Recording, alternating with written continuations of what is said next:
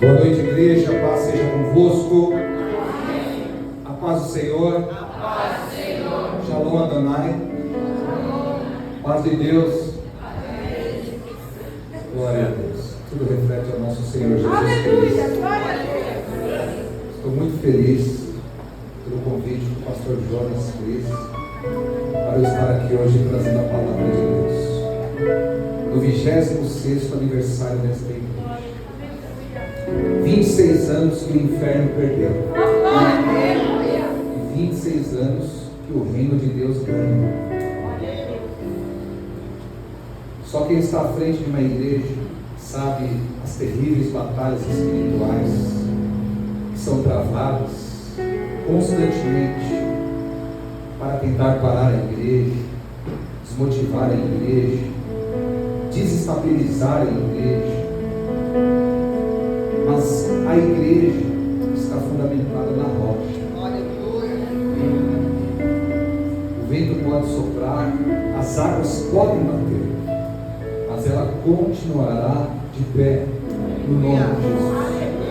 Parabéns, pastor Jonas e pastora Rosângela, por esse rebanho tão bonito. Saúde meus amigos, irmãos em Cristo, pastores, presbíteros, sempre bom revê-los. Essa banda bonita, que um dia eu vou fazer parte dela, eles tocam muito bem. Eu vou agradecer. Gente boa.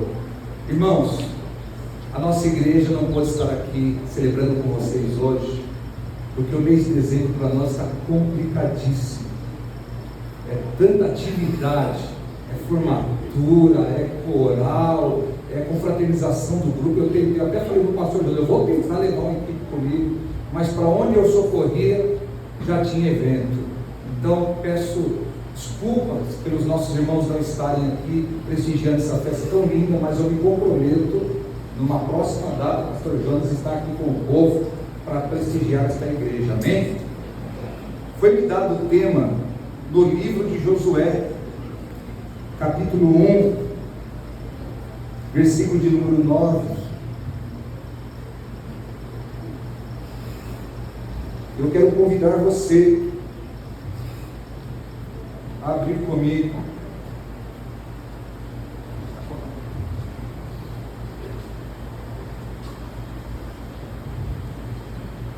o livro de Josué, capítulo 1, versículo 9. É o 6º livro da Bíblia, de fácil localização. Eu acredito que Deus tem uma palavra para nós hoje, amém?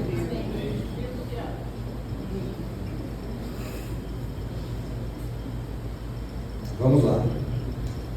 Livro de Josué, capítulo 1, versículo de número 9.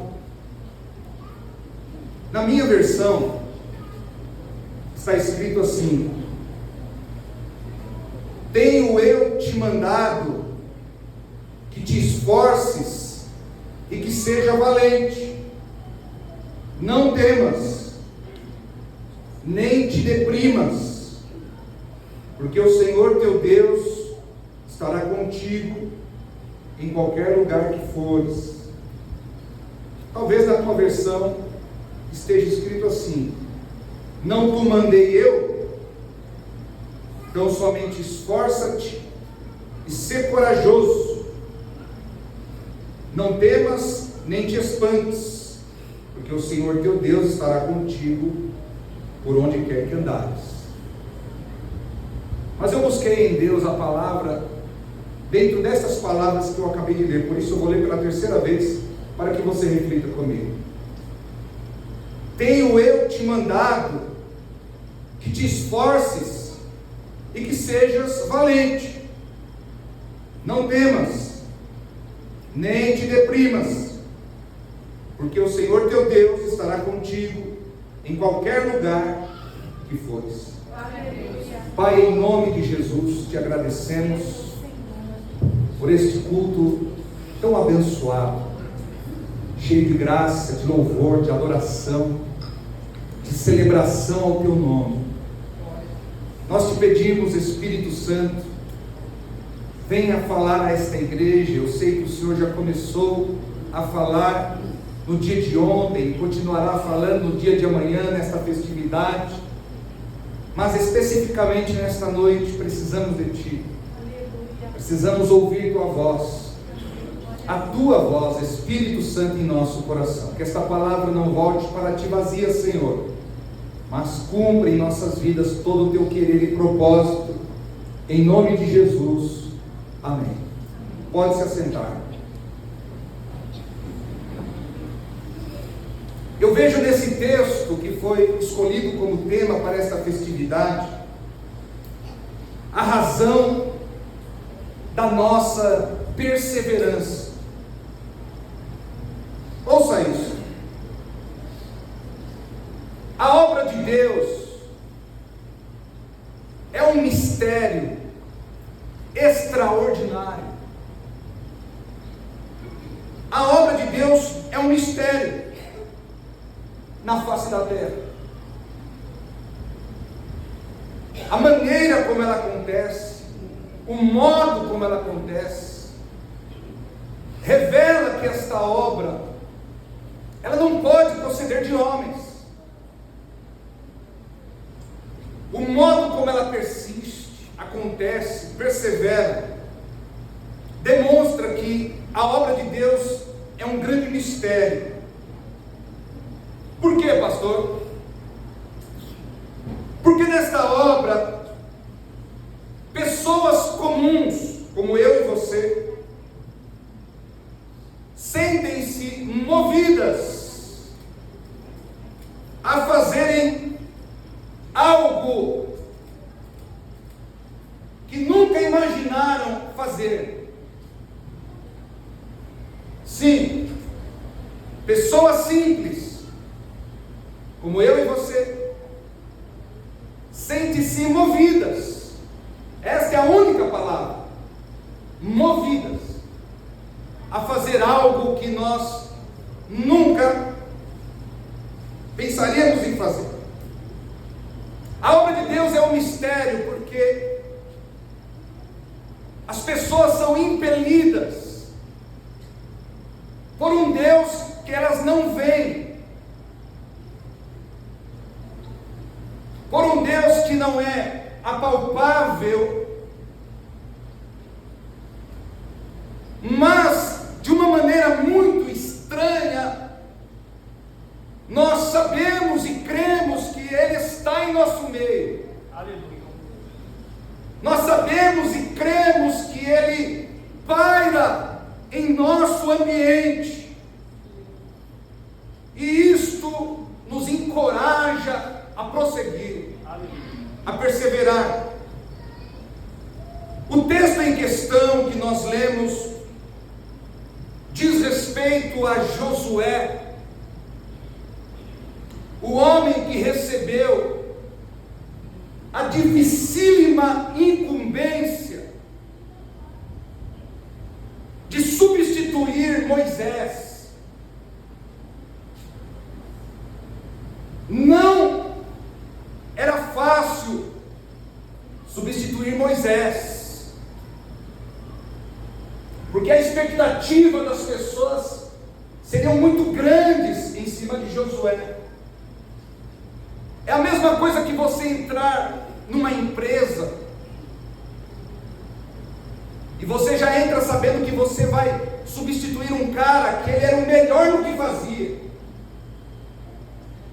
Quando você olha para você, você diz: Senhor, tem misericórdia. Como que eu vou fazer isso? Como que eu vou alcançar o nível que essa pessoa tinha nessa empresa? É como se você fosse entrar numa banda, começando a aprender a tocar agora, para substituir alguém que já tocava há muito tempo. E você diz: Senhor, mas eu não tenho o nível que aquela pessoa tem, eu não faço o que ela fazia. Esta era a situação de Josué. Esse primeiro capítulo mostra o desafio que havia diante de Josué: substituir Moisés. É aí que Deus agora começará a dar razões para Josué, para que ele perseverasse naquilo que estava sendo colocado em suas mãos. Deus dará razões para Josué, ouça bem, não é o homem, é Deus. E se você ler o capítulo 1 de Josué, em apenas 9 versículos, Deus faz 8 promessas para Josué. Em apenas 9 versículos, 8 promessas, para que Josué fundamentasse a sua fé nessa caminhada que começava.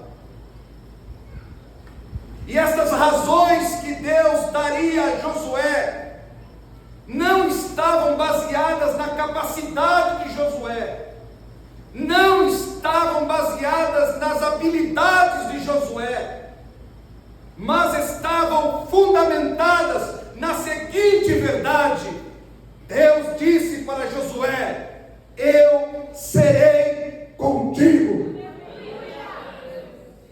Aleluia! Glória a Deus! E a primeira razão que Deus dá para Josué, para você está numa forma de pergunta, talvez na tua tradução, na minha é uma afirmação, mas o significado é o mesmo. Deus diz no versículo 9: tenho eu te mandado que te esforces e que sejas valente. A primeira razão que Deus dá para que Josué persevere naquela grande responsabilidade que estava sendo colocada em suas mãos é o seguinte: Josué, sou eu que estou te mandando. Sou eu que estou te mandando. Não é o homem. Sou eu. Sou eu que estou te mandando. Então, se há uma certeza que o crente em Jesus Cristo, que serve ao Senhor genuinamente e que faz a obra do Senhor com amor e com fervor, deve ter, esta certeza é: eu fui mandado por Deus. Por que nós pregamos a palavra? Por que os músicos tocam? Por que os intercessores intercedem? Por que alguém limpa a igreja? Por que existe o papel do zelador? Por que tudo acontece na igreja? Por um motivo. Todos nós que fazemos algo para o Senhor, lá no fundo, temos a certeza, a paz e a segurança de que estamos fazendo o que Ele nos mandou fazer.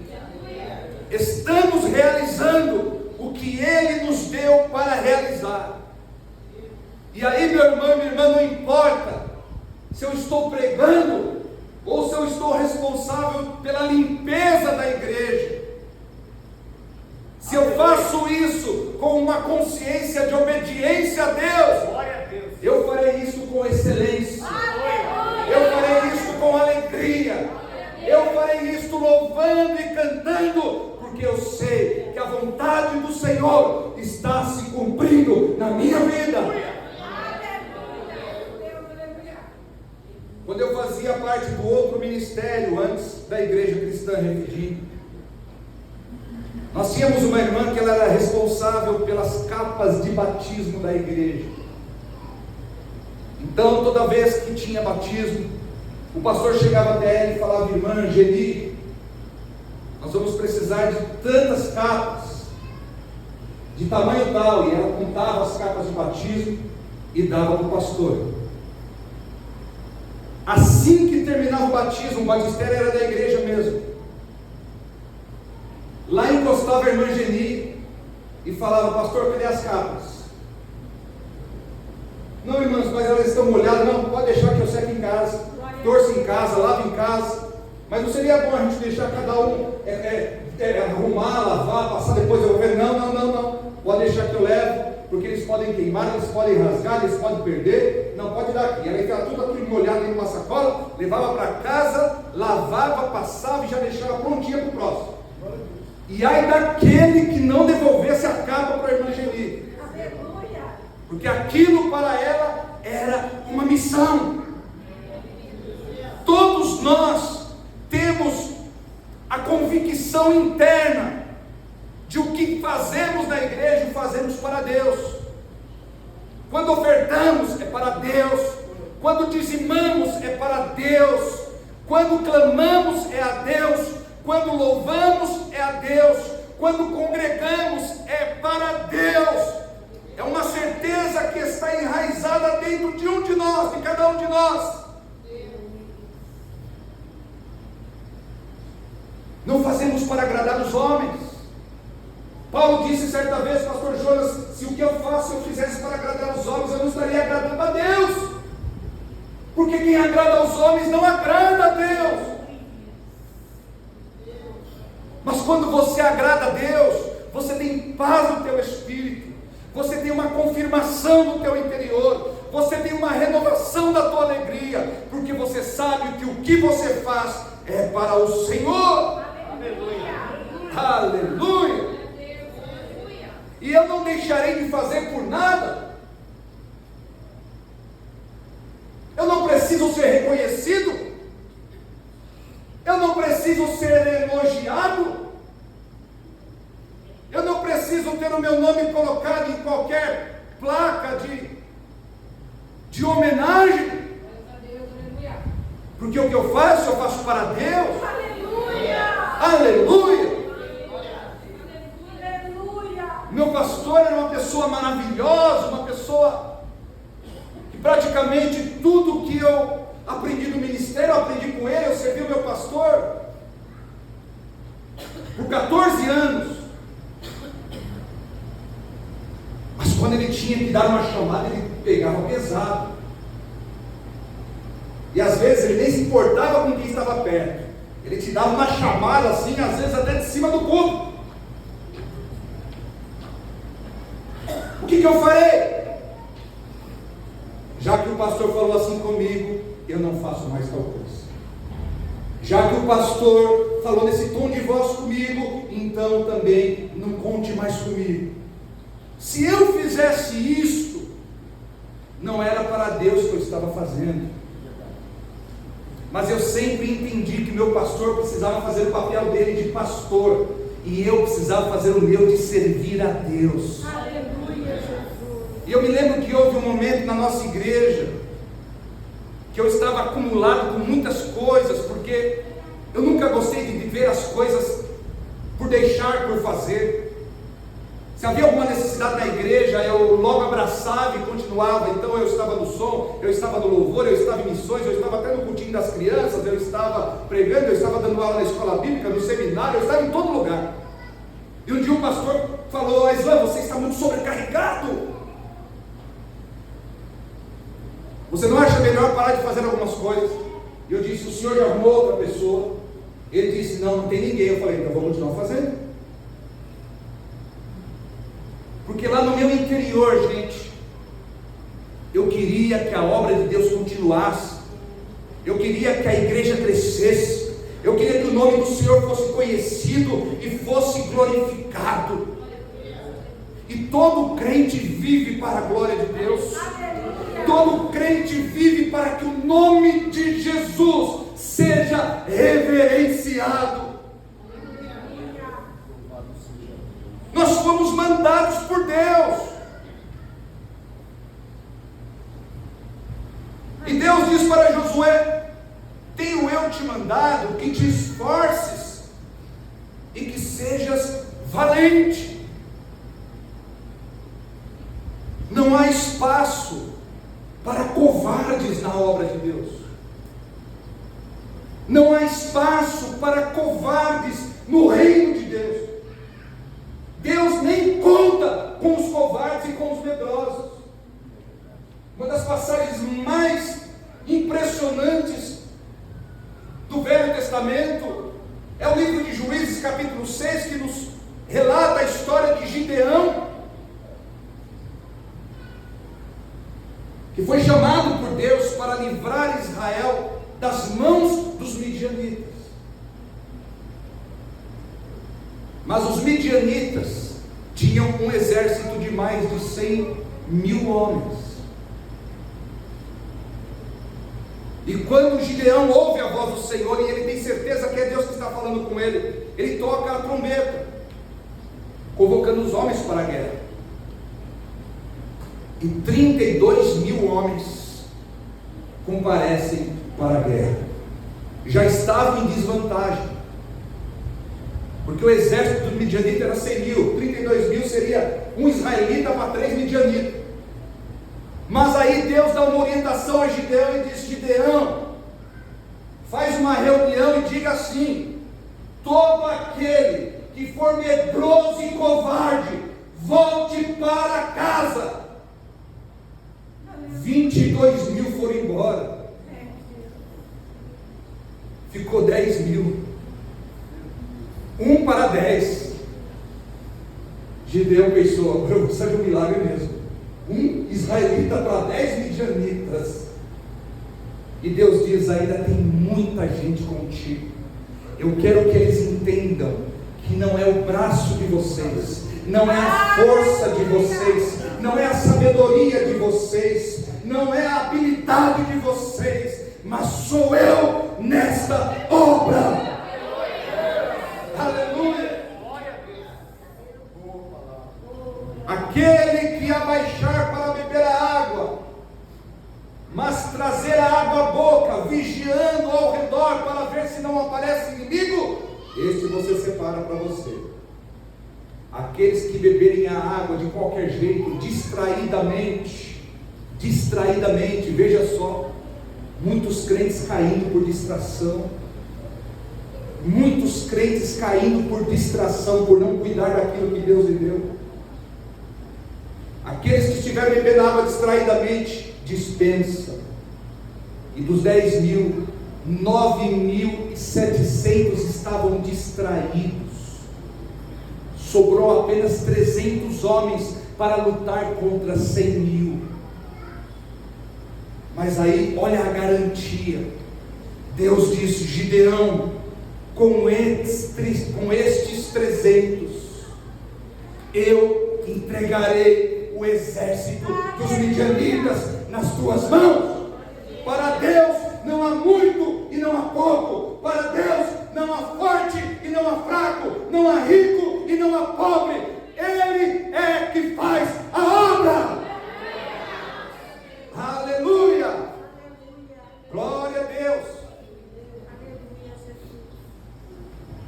Há muitos anos atrás eu estava numa convenção de pastores. Estávamos mais ou menos em 5.000 pastores.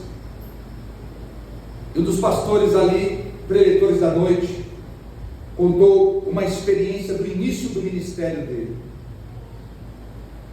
Ele servia ao Senhor aqui em São Paulo, em uma igreja, quando o ministério o chamou para assumir uma pequena igreja, lá no Rio Grande do Sul, bem no extremo sul do Brasil.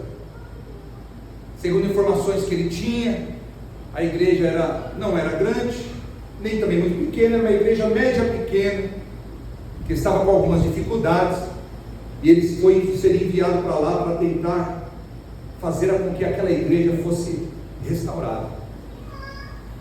E ele foi com a sua esposa, não me lembro se ele citou seus filhos, mas quando ele chegou na igreja,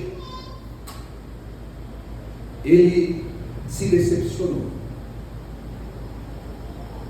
Na verdade, o que existia era um barraco construído em um terreno no qual o chão nem era cimentado e não tinha nem 10 membros para ajudá-lo a fazer a obra. E ele disse que tentou de várias formas, tentou de várias maneiras, e ele lançou campanha, fez desafio, até que chegou um momento, alguns meses passaram, não tinha sustento pastoral, estava dependendo dos outros, começando a passar necessidade. Então ele ligou para o seu pai aqui em São Paulo. Seu pai era um grande homem de Deus, servia ao Senhor na igreja local. Naquela época era orelhão. Ele comprou algumas fichas. Os jovens nunca saberão como era legal ligar do orelhão. Vocês nunca saberão o que é enfrentar fila para falar no orelhão. Você ficava olhando feio para ver se as pessoas saíam logo.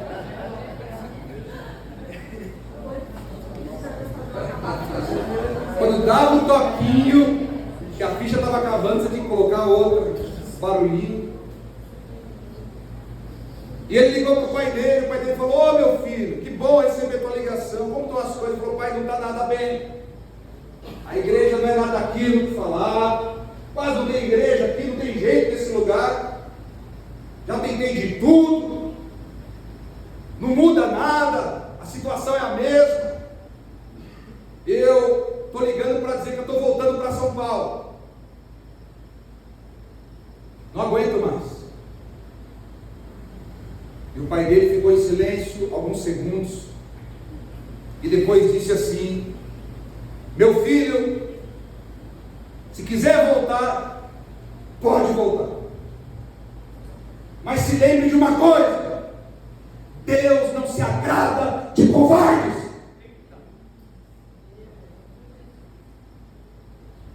Ele desligou o telefone e entrou num propósito pessoal de oração e jejum com Deus. Quase um mês orando e jejuando, almas começaram a chegar na igreja, almas começaram a chegar na igreja, almas começaram a chegar na igreja, se converter, entregar a vida para Jesus, ser transformados. A igreja começou a ter ofertas, ter dízimos, aquele barracão finalmente foi removido, eles começaram a construir as paredes da igreja, o templo, começaram a levantar, e quando ele saiu de lá, ele deixou uma igreja construída, com mais ou menos 80 pessoas congregando, e ele sentiu que ele não tinha se acovardado na obra do Senhor. Escuta, meu irmão e minha irmã, você que está aqui nesta noite, o Deus que chama, Ele envia, o Deus que envia, Ele supre, e o Deus que supre, Ele te dá respaldo. Aleluia! Ele disse para Josué: tenho eu te mandado que te esforces e que sejas valente. A segunda razão da nossa perseverança é que nós somos aconselhados por Deus. Na continuação do versículo, Deus diz duas coisas importantes para Josué. Ele diz assim: não temas, nem te deprimas. Talvez na tua tradução está: não te espantes. Eu explico isso daqui a pouco. É a mesma coisa. Mas Deus disse: não temas, nem te deprimas. Primeira coisa que nós precisamos voltar a entender na igreja de hoje, essa igreja tão tecnológica, essa igreja tão online, esta igreja tão cheia de reels, de shorts, esta igreja tão cheia de tantas coisas, a primeira coisa que nós precisamos voltar a entender é que o Espírito do Senhor é totalmente comprometido com quem está no centro da vontade de Deus. Meus irmãos e minhas irmãs, nós temos um conselheiro verdadeiro, nós temos um ajudador verdadeiro, nós temos um consolador verdadeiro, e ele se chama Espírito Santo. Aleluia! Aleluia! Ele nunca te deixará sem direção, ele nunca te deixará sem resposta. E ele disse para Josué: não temas, nem te deprimas. Medo e depressão, eu vou acelerar um pouco. Medo e depressão. O que é o medo?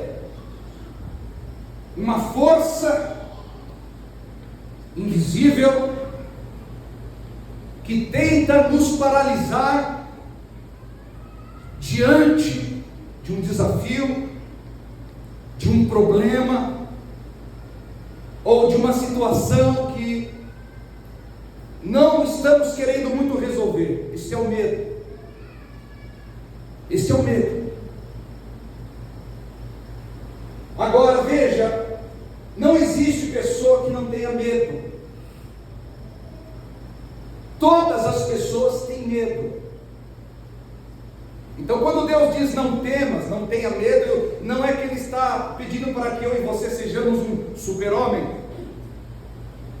mas é que existe diferença entre aqueles que encaram o medo e o dominam, e aqueles que se entregam ao medo e são dominados por ele.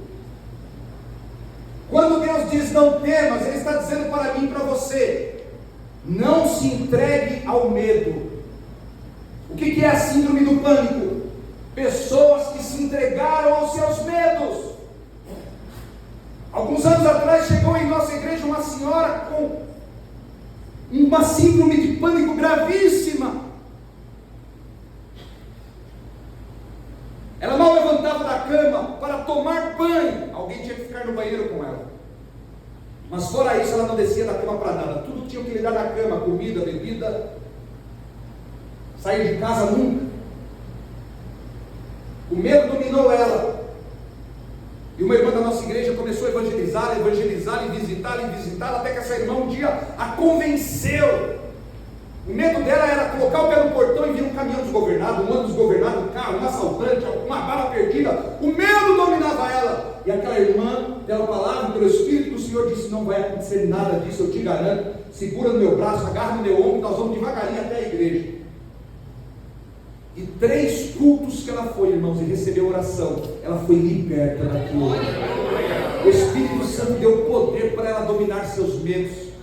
Faleceu o ano retrasado de Covid, mas até o fim da sua vida foi fiel ao Senhor, anos servindo ao Senhor. O medo a dominava. O medo não pode dominar. Se tem problema para resolver, vamos resolver. Tem uma situação que está te incomodando, vamos ver os prós, os contras, o sim, o não, o que eu posso fazer, o que eu não posso, por onde eu vou, o que eu faço. Encare, porque Deus está dizendo não temas. Deus está dizendo não tenha medo. E quem está dizendo para você não ter medo não é o pastor Eslan. Quem está dizendo para você não ter medo é o próprio Deus. E se Ele está dizendo não tenha medo, é porque Ele te garantirá. Nem te deprimas. Não te deprimas. O que é a depressão? Muitas vezes as pessoas pensam que depressão é tristeza. Não exatamente. Depressão muitas vezes é a apatia pela vida. E aqui eu não estou falando como psicólogo, nem como terapeuta, não sou. Falar como pastor. A depressão é quando acontece algo.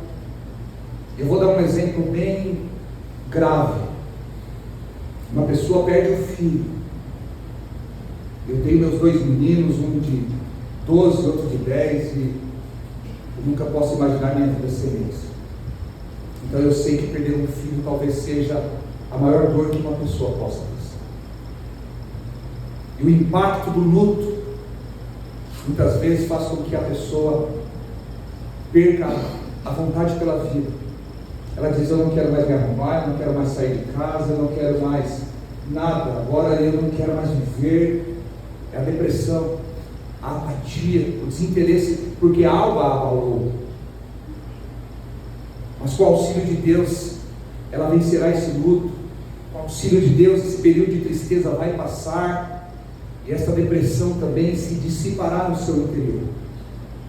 Mas quando Deus diz não te deprimas, nós estamos falando daquele tipo de depressão que não tem causa. Às vezes você pergunta para uma pessoa depressiva: o teu problema com o teu marido? Não, ele é excelente para mim. O teu problema com os teus filhos? Não, eles são uma bênção. Você queria morar numa casa melhor? Não, eu moro na casa dos meus sonhos. Então por que você está depressivo? E a pessoa diz, eu não sei.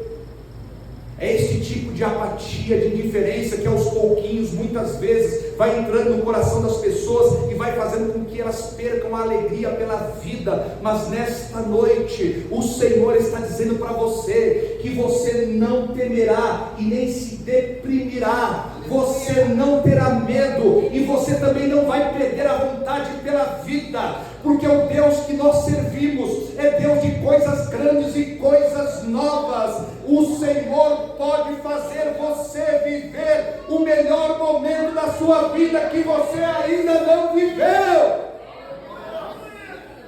Não tenha medo e não se deprima. Deus é Deus de coisas novas. Por que a tua tradução está não te espantes? Porque no capítulo 2 de Josué, quando eles cercam a cidade de Jericó, Josué envia 2 espias para ver como estava a situação lá em Jericó.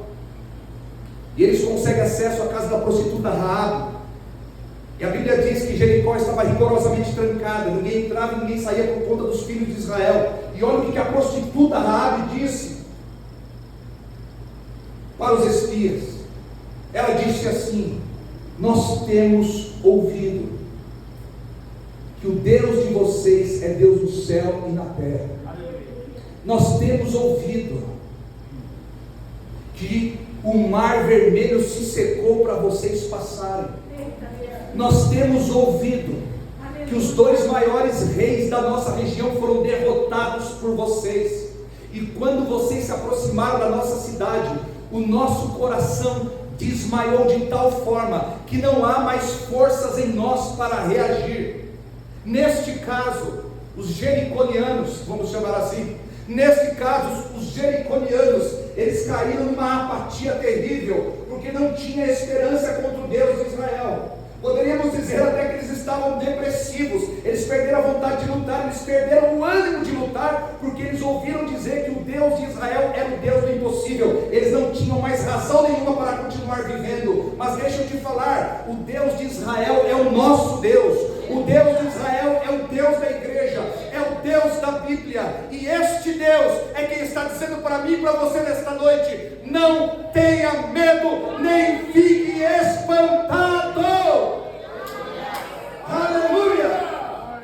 Glória a Deus! Aleluia! A razão da nossa esperança é que nós temos a presença divina conosco. O macumbeiro não tem isso, o budista não tem isso, o católico não tem isso, o espírita não tem isso, o ateu não tem isso, o idólatra não tem isso, mas nós temos o Espírito Santo. Nós temos a presença.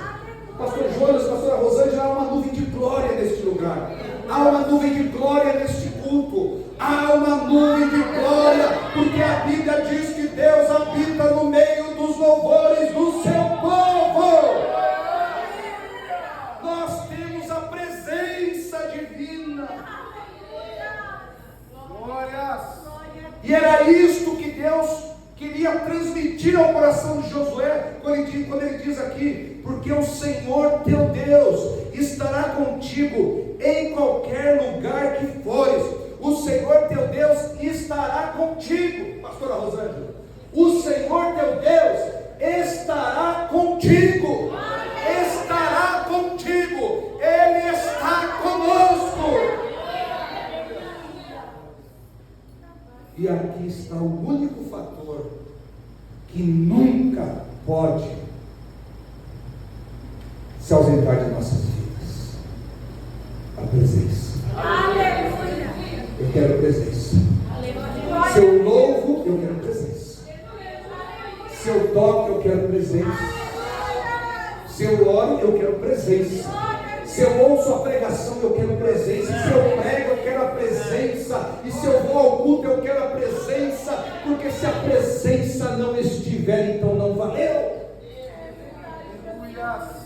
Quando Israel fez o bezerro de ouro no capítulo 32 do livro de Êxodo, e Deus puniu os israelitas, 3.000 morreram por conta de sua idolatria, fizeram um bezerro de ouro, na ausência de Moisés, que estava no topo do monte, ouvindo a voz e a vontade do Senhor. Então Moisés quebra as tábuas e sobe de novo e diz: Deus, perdoa esse povo, ou então risca o meu nome do livro da vida. E Deus disse: aquele que pecar contra mim, esse eu riscarei do meu livro. Aleluia, Senhor. E Deus diz assim: e eu não vou com vocês para a terra prometida. Vocês são um povo rebeldes, de dura serviço. Se eu estiver no meio de vocês, eu vou perder a paciência, eu vou matar todo mundo. Eu vou mandar o meu anjo. O meu anjo vai com vocês. Mas no capítulo 33 de Êxodo, versículo 15, Moisés disse: Senhor, se a tua presença não for conosco, aleluia, não nos faça sair deste lugar. Aleluia! Eu quero presença de Deus. Glória a Deus. Aleluia. Glória a Deus.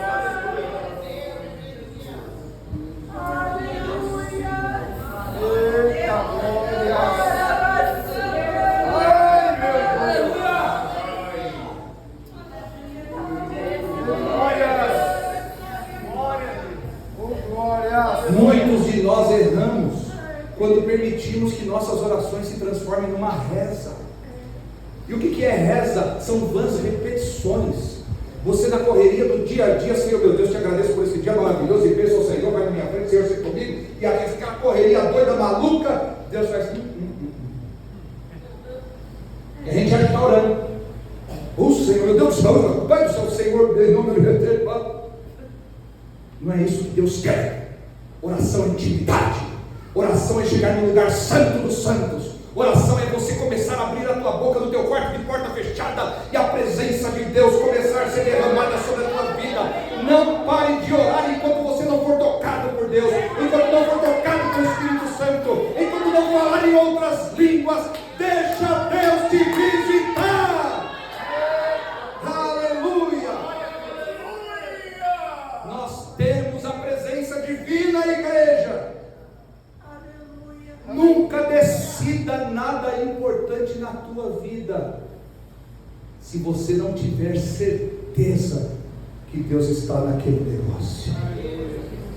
E se você não tiver certeza, não decida. Diga: Senhor, só quero ir, só quero estar, só quero fazer tudo que atrai a tua presença. Aleluia. Porque o Senhor teu Deus estará convosco por onde quer que andares. Aleluia. Eu já termino aqui lembrando um episódio muito interessante, para você ver quando Deus está no negócio. Eu morava num condomínio onde era bem explícito a placa: é proibido reuniões religiosas nas dependências comuns desse condomínio, assim como no salão de festas. Era proibido, não podia fazer culto, nada.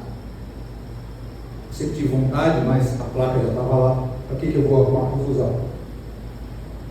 Mas nós começamos a fazer culto nos lares. Esses cultos nos lares começaram a encher, como foi lido aqui. E teve um culto no lar que tinha mais de 100 pessoas. Nós dissemos assim: precisamos resolver isso. Não tinha lugar para nós nos reunirmos para isso. Então eu falei: vamos nos reunir no meu salão de festa. Se alguém perguntar, vai ser apenas uma reunião. Reservei o salão de festa. Falei: tal dia eu quero todo mundo lá, nós vamos conversar sobre a nossa situação, se temos condições de ser uma igreja ou não temos. E aí, quando eu reservo o salão de dia, à noite toco o meu interfone. Era a zeladora do condomínio, e ela era macumbeira, para ajudar. E ela Senhor Aislan, o senhor vai realizar uma reunião religiosa no salão? Eu disse assim: não é uma reunião religiosa, mas o senhor vai realizar algum culto, alguma coisa? Eu disse assim: olha, o que vai acontecer é o seguinte, eu não querendo mentir, né?